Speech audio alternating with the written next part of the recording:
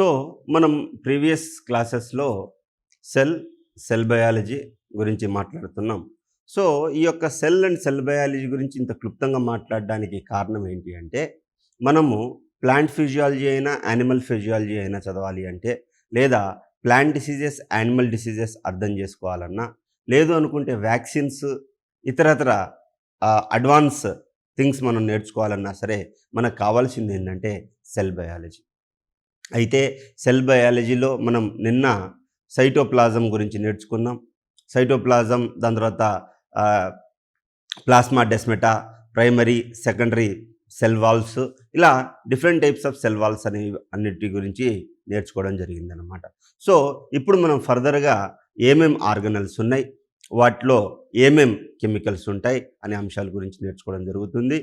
ఇది ఏంటంటే ఈ యొక్క కెమికల్స్ గురించి మీకు పూర్తిగా అవగాహన ఉన్నట్లయితే మీ యొక్క ప్రిపరేషన్ ఈజీ అవుతుంది.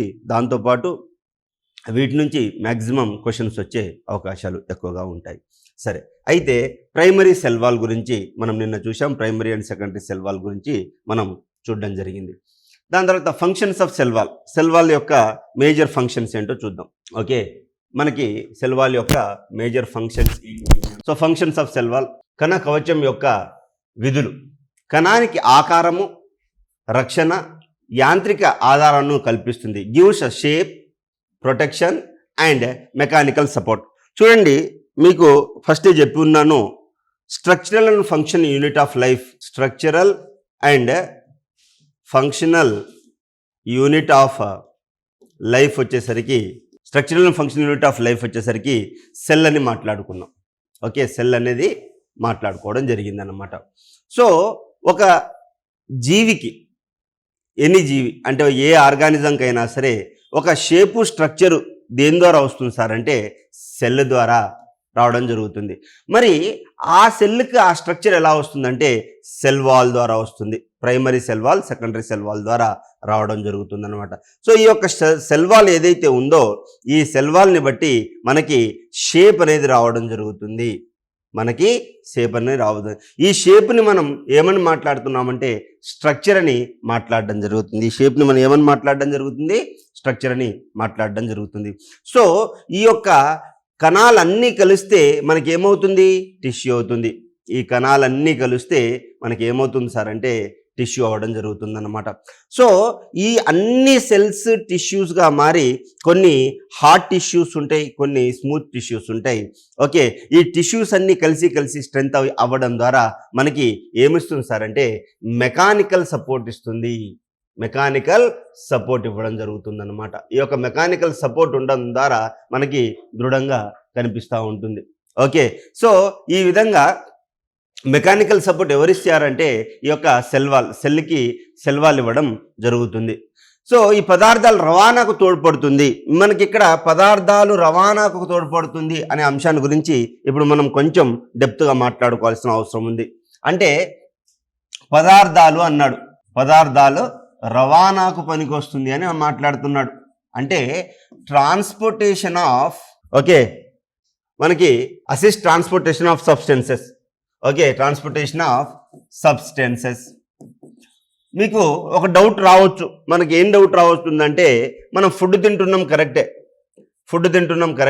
మరి ఈ యొక్క ఫుడ్ ఎక్కడికి పోతుంది? లెట్స్ సే డైజెషన్ ప్రాసెస్ ద్వారా మనకి ADME అవుతుందని మనం మాట్లాడుకోవడం జరిగింది. ADME అంటే absorption, distribution, metabolism and excretion. అంటే ఎక్స్క్రీషన్ అంటే ఏంటి? విసర్జనం, అంటే బయటికి వెళ్ళిపోవడం. అంటే నువ్వు తిన్న ఫుడ్ ఏదైతే ఉందో ఇక్కడ బ్రేక్ డౌన్ అవుతుంది. ఏ విధంగా బ్రేక్ డౌన్ అవుతుందంటే కార్బోహైడ్రేట్స్ రూపంలో, సింపుల్ కార్బోహైడ్రేట్స్, దాని తర్వాత ప్రోటీన్స్, దాని తర్వాత వైటమిన్స్, దాని తర్వాత మినరల్స్, దాని తర్వాత ఓకే వాటర్ ఉంటే వాటర్ రూపంలో అవుతుంది. మర్రా ఈ యొక్క మినరల్స్ మైక్రోన్యూట్రియంట్లుగా లేదా మ్యాక్రోన్యూట్రియంట్లుగా కన్వర్ట్ అవ్వడం జరుగుతుందన్నమాట. సో మనం తినే తిండి ఏది? కాంప్లెక్స్ ఫుడ్ ఏదైతే మనం తింటున్నామో, ఓకే, ఈ యొక్క కాంప్లెక్స్ ఫుడ్ ఏదైతే తింటున్నామో అది బ్రేక్ డౌన్ అయ్యి మన శరీరంలో అబ్జార్ప్షన్ జరుగుతుంది అంటున్నాడు. ఎక్కడెక్కడ అబ్జార్ప్షన్ జరుగుతుంది? నోటి నుంచి మనకి పెద్ద పేగు వరకు, ఓకే, పెద్ద ప్రేగు వరకు మనకి అబ్జార్ప్షన్ జరుగుతూ ఉంది. సో సింపుల్ షుగర్స్ ఏవైతే ఉన్నాయో ఈ యొక్క సింపుల్ షుగర్స్ నోటి నుంచి అబ్జార్ప్షన్ జరుగుతూ ఉంటుంది. సార్ ఇంకెక్కడ అబ్జార్ప్షన్ జరుగుతుంది అని అడుగుతారంటే మనకి కిడ్నీలో జరుగుతుంది, కిడ్నీలో కూడా అబ్జార్ప్షన్ జరుగుతుంది. సరే సార్, మరి ఈ యొక్క అబ్జార్ప్షన్ జరిగింది కరెక్టే, ఈ ఫుడ్ అంతా ఎక్కడికి వెళ్తుంది? బాడీ మొత్తం వెళ్తుంది, శరీరం మొత్తము ఈ యొక్క ఫుడ్ అబ్జార్ప్షన్ అవుతుందన్నమాట. మరి బాడీ మొత్తంలో అంటే ఎక్కడికి పోతుంది సార్? ఈ యొక్క బాడీ మొత్తంలో తిన్న తిండి ఎక్కడికి పోతుంది అంటే ప్రతి కణంలో పోతుంది. Every cell in the body, నీ శరీరంలో ఉన్నటువంటి కోటాను కోట్ల సెల్స్ ఏవైతే ఉన్నాయో ఈ సెల్స్ అన్నిటిలో కూడా ఈ యొక్క నువ్వు తీసుకున్న ఆహారం, carbohydrates, proteins, vitamins, minerals and whatever you are taking, it will be enter into the cell. అర్థమవుతుందా? మరి ఆ సెల్ ఎట్లా అబ్జార్బ్ చేసుకుంటుంది అనేది క్వశ్చన్. ఇప్పుడు నేను ఒక చిన్న లైన్ ఇచ్చా, ఏమనిచ్చా? పదార్థాలు రవాణాకు తోడ్పడుతుంది. ఏది? ఈ యొక్క సెల్ వాల్.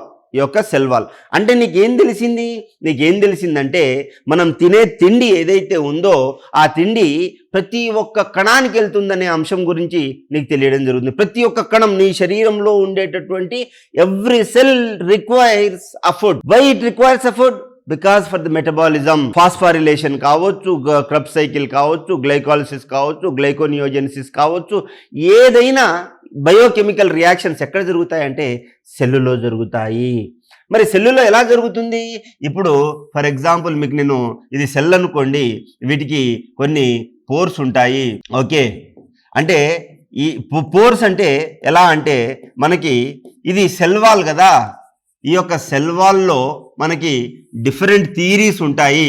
అంటే ఫుడ్ అనేది ఎలా వెళ్తుంది, ఓకే, డిఫరెంట్ థియరీస్ ఉంటాయి. లేదా ఈ సెల్ వాల్ కొన్ని అయాన్స్ ని లోపలికి పంపిస్తుంది, ఓకే, కొన్ని అయాన్స్ ని బయటికి పంపిస్తుంది, ఫుడ్ ని లోపలికి పంపిస్తుంది, వేస్ట్ ని బయటికి పంపిస్తుంది, హార్మోన్స్ ని లోపల పంపిస్తుంది, కొన్నిటిని బయటికి పంపిస్తుంది. ఈ విధంగా ఈ సెల్ వాల్ యొక్క స్ట్రక్చర్ ని బట్టి ఇక్కడ కొన్ని గేట్స్ ఉంటాయి. ఏముంటాయండి? గేట్స్ ఉంటాయి. ఏం గేట్స్ ఉంటాయి? Ion channel gate, okay, ion channel gate, G protein coupled receptor gate, ఇతరత్ర గేట్స్ ఉంటాయి. రెండోది, లోపలికి వెళ్ళాలి లేదా బయటికి రావాలి అంటే జనరల్గా ఏమేం మెకానిజమ్స్ నడుస్తాయి ఈ సెల్లు లోపల, ఏమేం మెకానిజమ్స్ నడుస్తాయంటే అయితే యాక్టివ్ ట్రాన్స్పోర్ట్ అవుతుంది, లేదు అనుకుంటే ప్యాసివ్ ట్రాన్స్పోర్ట్ అవుతుంది. యాక్టివ్ ట్రాన్స్పోర్ట్ అవుతుంది.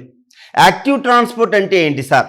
యాక్టివ్ ట్రాన్స్పోర్ట్ అంటే ఏంటంటే ఇది సెల్ అనుకోండి, సెల్లు లోపలికి ఒక కెమికల్ కానీ డ్రగ్ కానీ లోపలికి వెళ్ళాలి అన్నా, లేదా లోపల నుంచి ఒక వేస్ట్ కానీ అయాన్ కానీ బయటికి రావాలన్నా ఇక్కడ ఎవరు ఖర్చు అవుతారంటే ఏటీపీ ఖర్చు అవుతుంది. ఓకే, ఏటీపీ ఖర్చు అవుతుంది.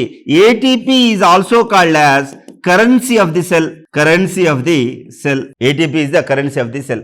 అంటే ఒక అయాన్ కానీ లేదా ఒక అయాన్ లోపలికి వెళ్ళాలన్నా బయటికి రావాలన్నా, లేదు ఇంకేమైనా సబ్స్టెన్స్ లోపలికి వెళ్ళి బయటికి రావాలన్నా సరే మనకి ఏటీపీ కనుక ఖర్చు అయినట్లయితే దాన్ని మనం ఏమంటున్నాం సారయ్య అంటే యాక్టివ్ ట్రాన్స్పోర్ట్ అంటున్నాం.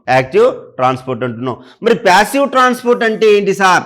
ప్యాసివ్ ట్రాన్స్పోర్ట్ అంటే ఆస్మాసిస్ కానీ లేదా డిఫ్యూజన్ కానీ జరిగినట్లయితే దాన్ని మనం ఏమంటున్నామంటే ప్యాసివ్ ట్రాన్స్పోర్ట్ అనేది అంటున్నాం అన్నమాట. ప్యాసివ్ ట్రాన్స్పోర్ట్ అంటే ఒక ఫుడ్ కానీ మినరల్ కానీ సెల్లు లోపలికి వెళ్ళాలి అంటే ఎవరి ప్రమేయం అవసరం అంటే ఈ యొక్క సెల్ వాల్ యొక్క ప్రమేయం అవసరం. దీన్ని బట్టి నీకు ఏమర్థమైంది? సెల్ వాల్ మనకి స్ట్రక్చర్ని ఇస్తుంది, స్ట్రెంగ్త్ నిస్తుంది. ఈ స్ట్రెంగ్త్ రెండిటితో పాటు మనకి గ్యాసెస్ ఎక్స్చేంజ్ అవ్వాలన్నా, సబ్స్టెన్సెస్ ఎక్స్చేంజ్ అవ్వాలన్నా ఈ సెల్ వాల్ యొక్క స్ట్రక్చర్ని బట్టి ఆధారపడి ఉంటుంది.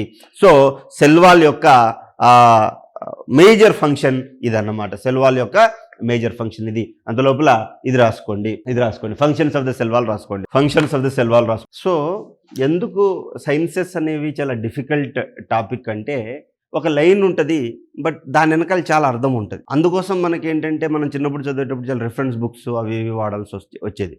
ఓకే, సో వ్యాధి కారకాల నుంచి రక్షణ కూడా ఇస్తుంది. ఇప్పుడు చూడండి, మనకి సెల్స్ అనేవి చాలా ఇష్టం. ఇప్పుడు మన ఏమంటారు, సెల్ యొక్క సెల్ వాల్ లేకపోతే, అంత స్ట్రాంగ్గా లేకపోతే ఈజీగా బ్యాక్టీరియా కానీ వైరస్లు కానీ ఫంగస్ కానీ లోపలికి వచ్చే పాసిబిలిటీ ఉంటుంది. So another function of the cell wall is the protect the cell from the pathogen. Okay, next plasma membrane and cell membrane గురించి చూద్దాం. ఓకే, సో ఇప్పుడు సెల్ వాల్ ఇలా ఉందనుకోండి, లోపల మనకి ఈ విధంగా ప్లాస్మా మెంబ్రేన్, ఓకే, లేదా దీన్ని మనం సెల్ మెంబ్రేన్ అని కూడా అంటాం. Plasma membrane or cell membrane అంటాం. Plasma membrane or cell membrane అని అనడం జరుగుతుంది అనమాట. అయితే చూడండి, ఈ యొక్క ప్లాస్మా మెంబ్రేన్ లేదా సెల్ మెంబ్రేన్ ఏ విధంగా స్ట్రక్చర్ ఉంటుందో మనం ఇక్కడ చూడబోతున్నాం. ఓకే, మనం ఇక్కడ చూడబోతున్నాం plasma membrane or cell membrane. చూడండి, ఇవి ఛానల్ ప్రోటీన్, అంటే దీని నుంచి మనకి డ్రగ్ లోపలికి రావచ్చు, ఫుడ్ లోపలికి రావచ్చు. ఇది వచ్చేసరికి alpha helix protein. For example, ఇక్కడ వచ్చి డ్రగ్ అతుక్కుందనుకోండి, లోపల కెమికల్ చేంజెస్ రావడం వల్ల సెల్ లోపల కూడా కెమికల్ చేంజెస్ వస్తాయి. ఇది పైన ఉన్న పెరిఫరల్ ప్రోటీన్, లోపలే ఉన్నటువంటి ఇంటిగ్రల్ ప్రోటీన్. అంటే ఈ యొక్క ప్లాస్మా మెంబ్రేన్ దేంతో తయారు చేయబడి ఉంటుందంటే గ్లైకో ప్రోటీన్తో, కార్బోహైడ్రేట్స్తో, గ్లైకోలిపిడ్స్తో, కొలెస్ట్రాల్తో తయారై ఉంటుందన్నమాట.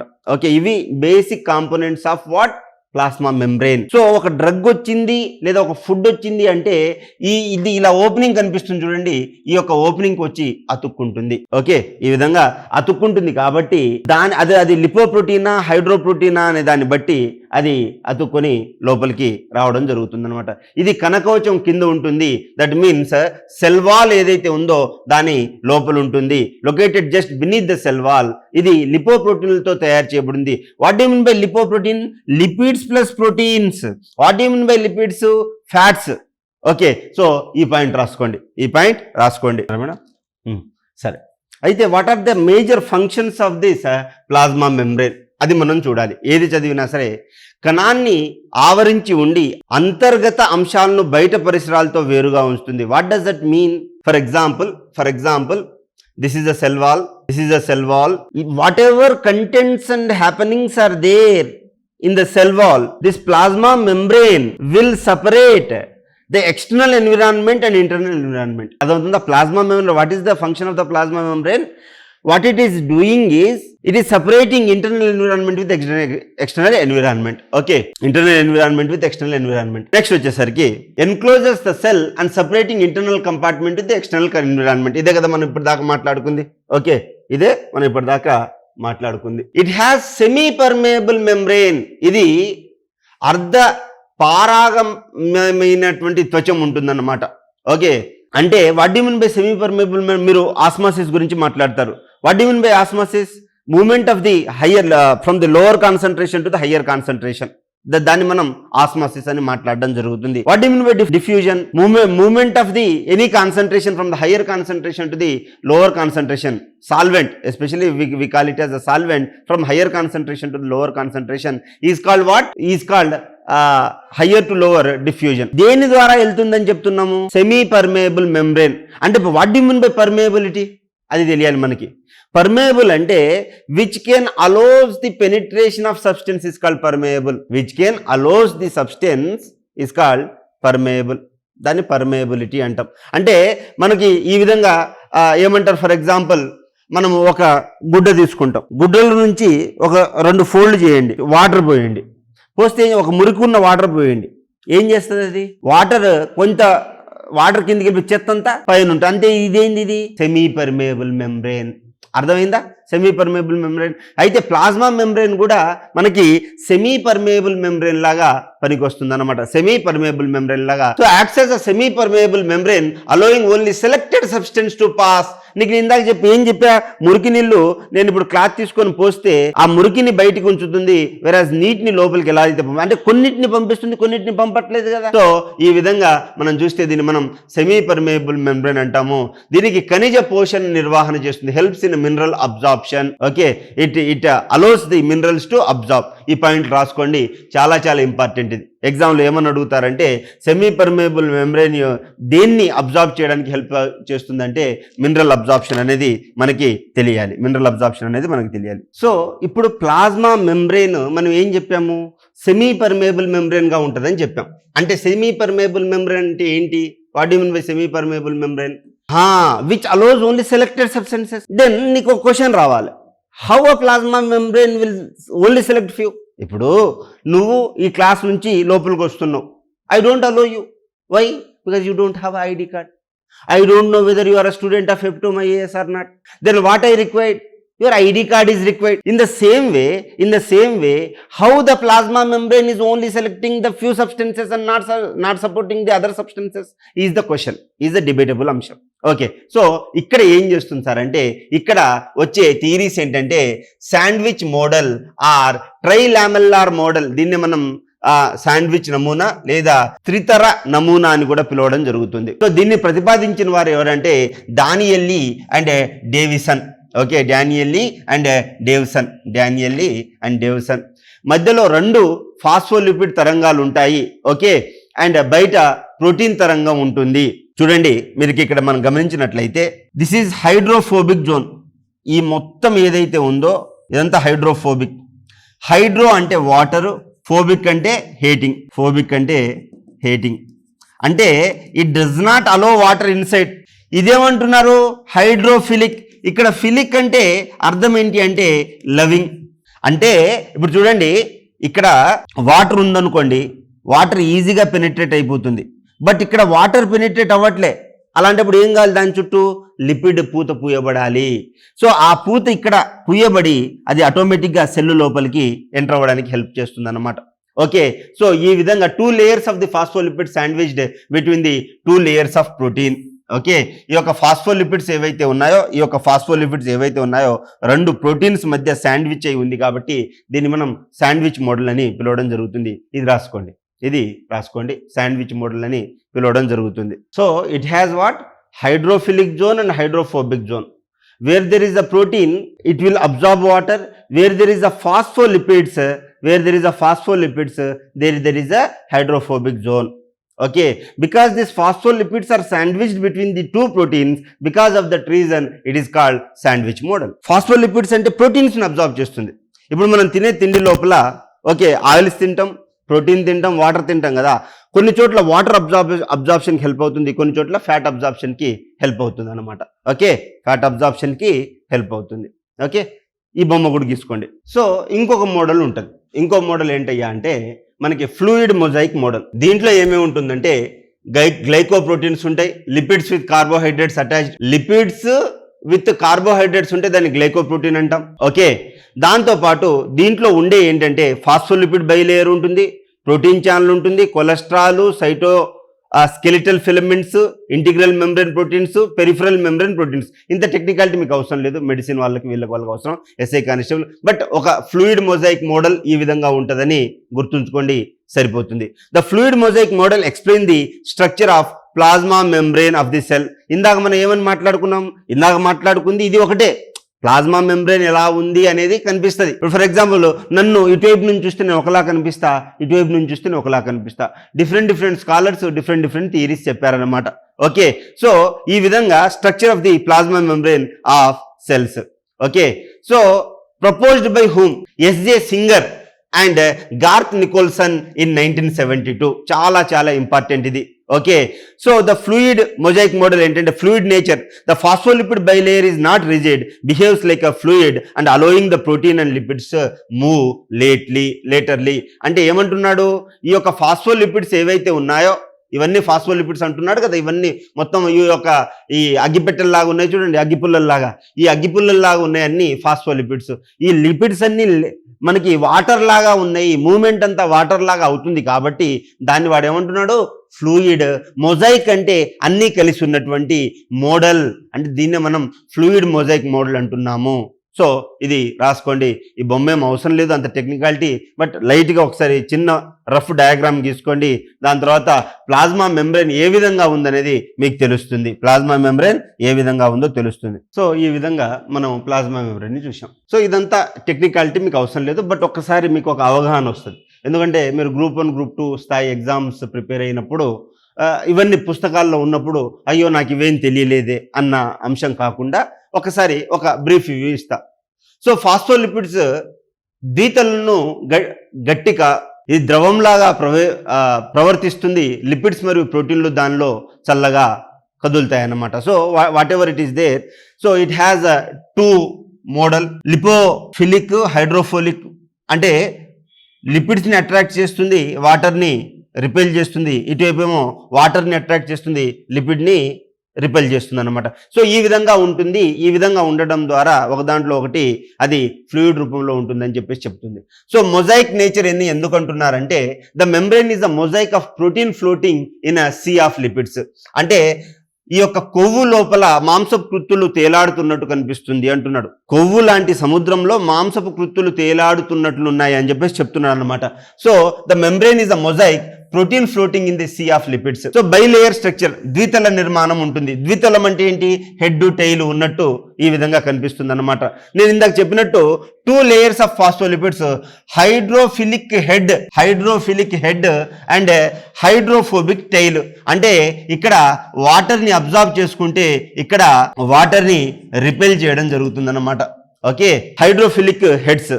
ప్రోటీన్స్, ఇంటిగ్రల్ ప్రోటీన్స్ ఉంటాయి, పెరిఫరల్ ప్రోటీన్స్ ఉంటాయి. ఇంత టెక్నికాలిటీ మీకు అవసరం లేదు. బట్ నీకేం తెలుస్తుంది అంటే మనం ఇక్కడ చూసినట్లయితే చూడండి, ఇక్కడ మనం చూసినట్లయితే ఈ యొక్క హెడ్ ఏదైతే ఉందో అక్కడ వాటర్ని అబ్జార్బ్ చేస్తుంది. వెరాజ్ ఈ టైల్ ఉంది చూడండి, ఇక్కడ వాటర్ని అబ్జార్బ్ చేయదు. అంటే ఇక్కడ ప్రోటీన్, అంటే ఇక్కడ మనకి ప్రోటీన్ లిపిడ్ని అబ్జార్బ్ చేసినట్లయితే ఇక్కడ మనకి అబ్జార్ప్షన్ అనేది జరగదు అని చెప్పడం జరుగుతుంది. సో ఈ కొంచెం టెక్నికాలిటీని అర్థం చేయించడానికి ఈ పాయింట్స్ అన్ని ఉన్నాయి. ఇవన్నీ చెప్పడం ద్వారా ఏంటి సార్, ఏంటి మీకు ఇంత అవసరం ఏముంది అంటే మనకి ఈ వేరే ఎగ్జామ్స్ ఏమైనా కాంపిటేటివ్ ఎగ్జామ్ ప్రిపేర్ అవుతుంటే ఈ యొక్క అంశాలు కూడా చాలా అవసరం ఉంటుందన్నమాట. ఓకే, నెక్స్ట్ వచ్చేసరికి functions of the fluid mosaic model. ఇవన్నీ మనం చూసాం, మనకి ఇంత అవసరం లేదు. నెక్స్ట్ ప్రోటోప్లాజం అంటే ఏంటో చూద్దాం. What you mean by protoplasm? చాలా ఇంపార్టెంట్ అండి. Okay, protoplasm is the living content of the cell that is surrounded by the plasma membrane, include cytoplasm and nucleus. చూడండి, ఇది సెల్ అబ్బా, ఇది సెల్. కంప్లీట్ ఎంటీ స్పేస్ ని మనం ఏమంటున్నాం? Cytoplasm అంటున్నాం. అంటే మనము ఇక్కడ దేన్ని సపరేట్ చేసినాం? న్యూక్లియస్ ని సపరేట్ చేసినాం. వెరాజ్ న్యూక్లియస్ ప్లస్ సైటోప్లాజాన్ని మనం ఏమంటున్నాం అంటే ప్రోటోప్లాజం.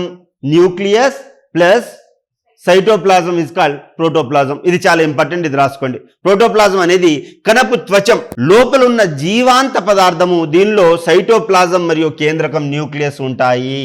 ఓకే, సో చాలా ఇంపార్టెంట్. ఇది ఎగ్జామ్లో అడిగారు, what you mean by protoplasm అని. ఓకే, చూడండి, ఇదంతా సెల్ మెంబ్రెయిన్, ఈ ఎంటీ స్పేస్ మొత్తం సైటోప్లాజం. ఈ యొక్క న్యూక్లియోప్లాజం ప్లస్ న్యూక్లియోజాల్ ఉంటుంది. ఈ న్యూక్లియస్ ప్లస్ ఈ ఎంటీ స్పేస్ ని మనం ప్రోటోప్లాజం అంటున్నాం. ఓకే, కాంపోజిషన్ ఏంటి? ఈ యొక్క ప్రోటోప్లాజంలో ఏముంటుంది? 70 to 90% వాటరే ఉంటుంది. ఈ వాటర్ ఎందుకు ఉంటుందంటే acts as a chemical for the chemical reaction, act as a medium for the chemical reaction. లోపల ప్రోటీన్తో ఉంటుంది. Build and repair the cell parts. అంటే ఈ యొక్క ప్రోటోప్లాజంలో ఏమేమి ఉంటుంది? మనకి ప్రోటీన్ కూడా ఉంటుంది. ఎందుకు ప్రోటీన్ ఉండాలి అంటే ఏమైనా డ్యామేజ్ అయినట్లయితే ఆ డ్యామేజ్ని రిపేర్ చేయడానికి పనికి వస్తుంది. లిపిడ్స్ ఎందుకంటే energy storage and membrane structure. ఎనర్జీని స్టోర్ చేయాలంటే ఏ రూపంలో తయారవుతుంది? లిపిడ్స్ రూపంలో తయారవుతుంది. ఫర్ ఎగ్జాంపుల్, మనం బాగా తిన్నాం, మనకి పొట్ట బాగా పెరుగుతుంది. ఫర్ ఎగ్జాంపుల్, మీరు ఒక ఫాస్టింగ్ చేశారనుకోండి, మీ శరీరంలో తగ్గేది ఫస్ట్ ఏంటంటే కొవ్వు. అందుకోసం లావుగా ఉన్న వాళ్ళు డైట్ చేయండి ఎందుకంటారంటే ఆ కొవ్వు ఏదైతే ఉందో అది కరుగుతూ ఉంటుంది. కరిగి ఎలా తయారవుతుంది సార్ అంటే ఎనర్జీలా తయారవుతుంది. మీరు హైబర్నేషన్ ఒక ప్రాసెస్ ఉంటుంది. హైబర్నేషన్ అంటే ఏంటంటే ఈ యొక్క చల్లటి ప్రాంతాల లోపల ఈ యొక్క యానిమల్స్ ఏమంటారు, ఒక 6 నెలలు బయట తింటే 6 నెలలు నిద్రపోతాయి అన్నమాట. మరి 6 నెలలు తిన్నది ఏం చేస్తుంది అంటే అది కొవ్వు, విపరీతమైనటువంటి కొవ్వులా ఫామ్ చేసుకుంటుంది. ఇది ఎస్పెషల్లీ పోలార్ బేర్ అంటాం. లేదనుకుంటే పందికొక్కులు, మన ఊర్లలో పందికొక్కులు ఉంటాయి. ఒకటి 5 కేజీలు 7 కేజీలు 10 కేజీలు పందికొక్కులు కూడా ఉంటాయి, మీరు చూసే ఉంటారు. అవి ఏం చేస్తాయి? మన రైస్ గుమ్మి ఉంటుంది చూడండి, తెలంగాణలో గుమ్మి అంటాం కదా, ఆ గుమ్మికి బొక్క పెట్టేసి తినేస్తాయి. అవి నీకు కేవలము ఈ కొన్ని మంత్సే కనిపిస్తాయి, దాని తర్వాత కనిపించవు. ఎందుకంటే అది బొరేల్ యానిమల్, అది లోపలికి వెళ్ళిపోయి ఒక 3 నెలల నుంచి 6 నెలలు నిద్రపోతుంది. నిద్రపోయినప్పుడు ఏం చేస్తుంది, అది ఇన్ని రోజులు 6 నెలలు తిండంతా కొవ్వులా తయారు చేసుకొని అది చిన్నగా ఆ కొవ్వును తగ్గించుకుంటా ఉంటుంది అన్నమాట. సో అందుకోసం ఎన్విరాన్మెంటలిస్ట్ ఏం చెప్తున్నారు అంటే పోలార్ బేర్ అంటే ఏంటి, మన ధృవాల్లో ఉన్నటువంటి ఈ యొక్క ఏలుగుబంట్లు ఏవైతే ఉన్నాయో అవి ఏమైపోయినాయి సార్ అంటే, మనకి ఎండ విపరీతమైనటువంటి ఉష్ణం పెరగడం వల్ల, గ్లోబల్ వార్మింగ్ పెరగడం వల్ల అక్కడ మంచు ఉండట్లా. మరి మంచు ఉండకపోతే ఈ యానిమల్స్ హైబర్నేషన్ వెళ్ళకపోతే వాటికి కొవ్వు ఉండవు, బక్కచిక్కిపోతున్నాయి. ఆ విధంగా సమతుల్యత దెబ్బతింటుంది. ఓకే, ఎన్విరాన్మెంటల్ సస్టైనబిలిటీ దెబ్బతింటుంది. కాబట్టి మీరు ఇవన్నీ ఎక్కడ చదువుతారంటే న్యూస్ పేపర్లో అక్కడెక్కడ చూస్తారు. సో మీరు అది చదివినప్పుడు ఈ హైబర్నేషన్ అనేది మీకు గుర్తుకు రావాలా. ఈ యొక్క కొవ్వు ఏదైతే ఉందో అది కొవ్వు ఎలా మారుతుంది, ఎనర్జీగా మారుతుంది. కొవ్వు అనేది ఎనర్జీగా మారుతుంది. ఓకే, అండ్ కార్బోహైడ్రేట్స్ మనకి provides energy. Okay, and minerals and irons regulates the activity. So these are the composition of protoplasm. చాలా ఇంపార్టెంట్, ఇది రాసుకోండి, చాలా ఇంపార్టెంట్, రాసుకోండి. ఇవన్నీ మీకు ఎక్కడ పనికి వస్తాయంటే అండి, మీకు గ్రూప్ 1 గ్రూప్ 2 స్థాయి ఎగ్జామ్స్ ప్రిపేర్ అయ్యేటప్పుడు ఈ కంటెంట్ అంతా మీకు పనికి వస్తుంది. ఓకే, మీరు ఎస్ఐ కానిస్టేబుల్ ప్రిపేర్ అయ్యారు అంటే అన్నిటికీ కోచింగ్ ఇదే. ఇంకా ఓకే, అన్నిటికీ కోచింగ్ ఇదే. ఎస్ఐ కానిస్టేబుల్ ప్రిపరేషను మీకు గ్రూప్ 2 గ్రూప్ 1 కూడా పనికి వస్తుంది. మీరు గమనించినట్లయితే మొన్న గ్రూప్ 1 సెలెక్ట్ అయిన దాంట్లో చాలామంది ఎస్ఐలు కానిస్టేబుల్ కూడా ఉన్నారు. సో మీరు ఏమనుకోవద్దు అంటే, అయ్యో నేను చిన్న ఎగ్జామ్ ప్రిపేర్ అవుతున్నా, కానిస్టేబుల్గా ప్రిపేర్ అవుతున్నా కదా, నేను గ్రూప్ 1 గ్రూప్ 2 స్థాయి ఎగ్జామ్ నేను రాయలేనని అనుకోవద్దు. ఇదే నాలెడ్జ్ అన్ని ఎగ్జామ్స్కి పనికి వస్తుంది. మీరు చిన్నపిల్లలు కాబట్టి మీకు కొంచెం ఓపిక ఉన్నట్లయితే మీరు సివిల్ సర్వీసెస్ లాంటి అత్యున్నతమైనటువంటి ఎగ్జామ్స్ కూడా ఈ కోచింగ్తో రాసేయవచ్చు అన్నమాట. ఓకే, ఏం లేదు, కొంచెం depth analysis of the subject and content మీకు ఉంటే మోర్ దాన్ సఫిషియెంట్ అవుతుంది. చాలా డెప్త్గా చెప్తున్నానండి, దయచేసి. అంటే ఇన్ జనరల్గా మీకు ఎస్ఐ కానిస్టేబుల్ ప్రిపేర్ అయ్యే విద్యార్థులకు ఎలా ఉంటుందంటే బోరింగ్ ఉంటుంది. సార్ ఏంటి ఫ్యాక్ట్స్ చెప్పట్లేదు అన్నది ఉంటుంది. బట్ నీకు ఫ్యాక్ట్ ఎప్పుడు గుర్తుంటుంది తెలుసా, దాని వెనకాల ఉన్న రీజన్ తెలిస్తే గుర్తుంటుంది. నువ్వు ఎన్ని ఫ్యాక్ట్స్ అని గుర్తుంచుకుంటావు? పాలిటీలో గుర్తుంచుకోవాలా, హిస్టరీలో గుర్తుంచుకోవాలా, ఎకానమీలో గుర్తుంచుకోవాలా, మరి ఇన్నిట్లో గుర్తుంచుకోవాలంటే ఎట్లయితుంది? అవ్వదు కదా. సో కొంచెం జాగ్రత్తగా ప్రిపేర్ అయినట్లయితే మీకు ఈజీగా ఇది అవుతుంది అన్నమాట. So parts of protoplasm, cytoplasm చెప్పాను. Okay, why it is important? It is the site of all living activity in the cell. చాలా ఇంపార్టెంట్. ఏమని అడుగుతారంటే, which one of the following component is site of all living it is the site of all living activity of the cell. అంటే cell లోపల జీవం ఉన్నటువంటి పనులు జరిగేది ఎక్కడ అంటే ప్రోటోప్లాజంలో. జీవం దేంట్లో ఉంది? మైటోకాండ్రియాలో ఉంది, గాల్గి కాంప్లెక్స్లో ఉంది, రఫ్ ఎండోప్లాస్మిక్ రెటిక్యులం ఉంది, వీటన్నిటిలో ఉంది కదా. దాంతోపాటు ఎక్కడుంది? న్యూక్లియస్లో ఉంది. Okay, so it is the site of all living activities in the cell and described as the physical basis of life. భౌతిక జీవితానికి భౌతిక ఆధారానిగా పిలువబడేది ఏంటి సార్ అంటే ఈ యొక్క ప్రోటోప్లాజం. Very important. దీన్ని అబ్జర్వ్ చేసింది ఎవరు సార్ అంటే, first observe by Purkinje, JE Purkinje in 1839. Okay, all living parts ఉంటాయి, సైటోప్లాజం ప్లస్ న్యూక్లియస్ ఉంటుంది. ఈ పాయింట్ ఇది రాసుకోండి, చాలా ఇంపార్టెంట్ ఇది. ఓకే, చాలా ఇంపార్టెంట్, రాసుకోండి.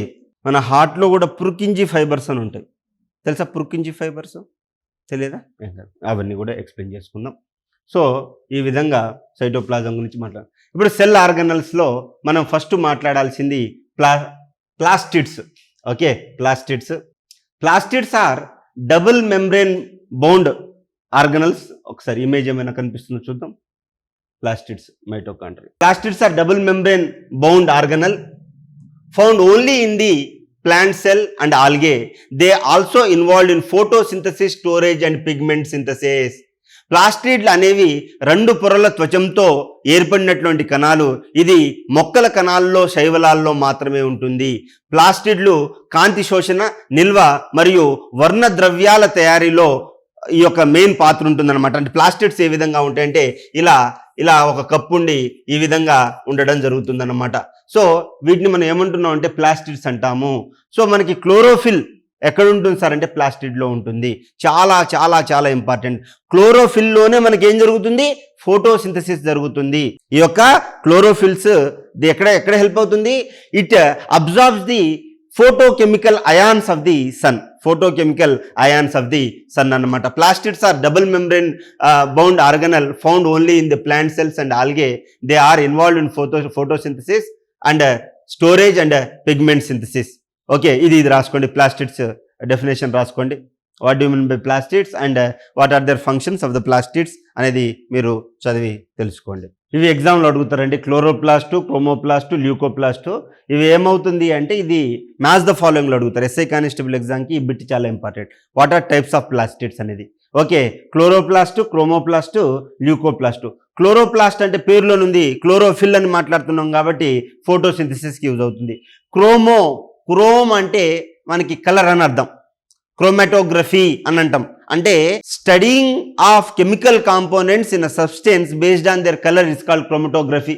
ఓకే, అంటే పళ్ళలు మనకి యాపిల్ ఫర్ ఎగ్జాంపుల్ మనకి ఏ కలర్లో ఉంటుంది? లెట్స్ సే ఆరెంజ్ కలరు లేదా మనకి యాపిల్ రెడ్ కలర్లో కనిపించింది అనుకోండి. ఆ కలర్ అనేది దేని ద్వారా వస్తుంది? గ్రీన్ అనేది దేని ద్వారా మనకు కనిపిస్తుంది అంటే ప్లాంట్స్లో మనకి క్రోమోప్లాస్ట్ల ద్వారా కనిపిస్తుంది. దాని తర్వాత ల్యూకోప్లాస్ట్, ఇది storage of the food. Okay, ఈ యొక్క ఫుడ్ స్టోర్ దేంట్లో అవుతుందంటే leucoplast. Okay, leucoplast. So chloroplast, chromoplast and leucoplast. హరిత కణాలు, వర్ణ కణాలు, శ్వేత కణాలు. ఈ హరిత కణాలు కాంతి సంశ్లేషణకు హెల్ప్ అవుతుంది. వెరాజ్ వర్ణ కణాలు పుష్పాలు పండ్లకు రంగు ఇవ్వడానికి పనికొస్తుంది. శ్వేత కణాలు ఆహారం నిల్వ చేయడానికి పనికొస్తుంది. చాలా అంటే చాలా ఇంపార్టెంట్. ఈ మూడింటిని మ్యాచ్ ద ఫాలోయింగ్లో అడుగుతారు. ఇంతకుముందు చాలాసార్లు ఎగ్జామ్లో అడిగారు కాబట్టి దయచేసి ఇది రాసుకోండి. మీకు నేను అన్ని ఎక్స్ప్లెయిన్ చేస్తున్నా, ఏది ఎగ్జామ్లో అడుగుతారో కూడా చెప్తున్నా. అంటే ఇక్కడ మీరు గమనించాల్సిన విషయం ఏంటి అంటే ఎగ్జామ్ డిఫికల్టీ ఎలా ఉంటుంది అంటే ఎంత అంటే ఏ కోర్సు నుంచి అయినా కూడా అడిగే పాసిబిలిటీ ఉంటుంది. ఓకే, సో ఇంపార్టెంట్ వాటి మీద ఎక్కువ ఫోకస్ పెట్టి అన్ఇంపార్టెంట్ మీద కొంచెం అవగాహన తెచ్చుకున్నట్లయితే మీరు ఎలిమినేషన్ ప్రాసెస్ ద్వారా మీకున్న నాలెడ్జ్తో ఎలిమినేట్ చేయవచ్చు అన్నమాట. ఓకే, సో క్లోరోప్లాస్ట్, క్రోమోప్లాస్ట్, ల్యూకోప్లాస్ట్ అంటున్నాం. ఓకే, మనకి ల్యూకోసెల్ అని మాట్లాడతాం. ల్యూకోసెల్ అంటే ఏంటి? వైట్ బ్లడ్ సెల్స్ని ల్యూకోసైట్స్ అని కూడా అంటాం. ల్యూకో అంటే దానికి అర్థం ఏంటి అంటే వైట్ అని అర్థం. ఓకే, వితౌట్ కలర్ అని అర్థం అనమాట. ఇక్కడ మనం గమనించినట్లయితే క్లోరోప్లాస్ట్ హరిత కణాలు contains chlorophyll which traps sunlight for the photosynthesis. Found in green parts of the plant only. Leaves and stems have their own DNA and ribosomes. చాలా ఇంపార్టెంట్. క్లోరోప్లాస్ట్లో they have their own DNA and ribosomes. Example ఇది అడుగుతారు, రాసుకోండి. చాలా important. Chloroplast has their own DNA and ribosomes. Okay, it contains chlorophyll for the trapping the sunlight and photosynthesis. హరిత ద్రవ్యం ఉండి కాంతి శోషణ చేస్తుంది. ఆకుల్లో ఎక్కువగా కనిపిస్తాయి. సొంత డిఎన్ఏ మరియు రైబోజోమ్స్లు కలిగి ఉంటాయి. ఓకే, సొంత డిఎన్ఏ మరియు రైబోజోమ్స్ కలిగి ఉంటాయి. ఏ రోజు దారో చదువుకోండి, మీకు చాలా హెల్ప్ అవుతుంది. Next chromoplast. It contains pigments of carotene and xanthophyll. Carotene and xanthophyll provide attractive colour to the petals and the fruits. అంటే మన పువ్వు యొక్క రెక్కలు ఉంటాయి చూడండి, అవి అంత కలర్ఫుల్గా బ్యూటిఫుల్గా ఎందుకు ఉంటాయంటే because of the chromoplast. Okay, so it attracts colour, provides attractive colour to the petals and the fruits. ఈ యొక్క కెరోటిన్ అండ్ జాంథోఫిల్ లాంటి వర్ణ ద్రవ్యాలు ఉంటాయి. పుష్పాలకు పండ్లకు ఆకర్షణీయమైనటువంటి రంగులు ఇస్తే జరుగుతూ ఉన్నమాట. Next leucoplast. Okay, this is a colourless mainly for the storage only. ఇది ఏమేం స్టోర్ చేస్తాయి సార్ అంటే అమైలోప్లాస్టు, ఇలియోప్లాస్టు, ఎలిరియోప్లాస్ట్ అనేవి ఉంటాయి. అమైలోప్లాస్ట్ స్టార్చ్ని స్టోర్ చేస్తుంది. ఎలియోప్లాస్ట్ ఆయిల్ని స్టోర్ చేస్తుంది. ఎలిరియోప్లాస్ట్ వచ్చేసరికి ప్రోటీన్ని స్టోర్ చేస్తుంది అనమాట. ఇవి మ్యాచ్ ద ఫాలోయింగ్లో అడుగుతారు. చాలా ఇంపార్టెంట్. ఒకవేళ ఆ సంవత్సరం క్వశ్చన్ పేపర్ డిఫికల్ట్గా ఉంది అంటే ఇలాంటి మ్యాచ్ ద ఫాలోయింగ్ అడుగుతారు. ఓకే, సో ఇది రాసుకున్నారా? క్రోమోప్లాస్ట్ గురించి రాసుకోండి. ఏ రోజు దారో చదవండి. Amyloplast stores starch, elaioplast stores oil and aleuroplast stores the protein. Okay, చాలా ఇంపార్టెంట్ అండి.